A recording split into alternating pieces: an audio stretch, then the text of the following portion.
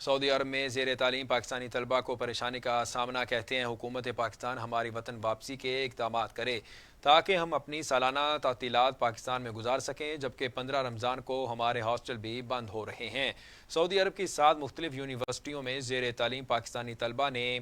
حکومت پاکستان سے مطالبہ کیا ہے کہ وہ سعودی حکومت کو اجازت فراہم کرے تاکہ 400 سے زائد طلبہ کی اپنی وطن واپسی ممکن ہو سکے۔ طلبہ نے آن لائن کانفرنس کرتے ہوئے بتایا کہ سعودی عرب میں زیر تعلیم پاکستانی طلبہ کو سعودی گورنمنٹ سفری سہولیات فراہم کر رہی ہے اور سعودی ایئر لائن کے ذریعے انہیں پاکستان روانہ کرے گی، اور تمام طلبہ کو کرونا وائرس سمیت کسی قسم کی کوئی دوسری بیماری بھی لاحق نہیں ہے، اور ہم حکومت پاکستان کی پالیسی کے مطابق قرنطینہ میں بھی رہنے کو تیار ہیں۔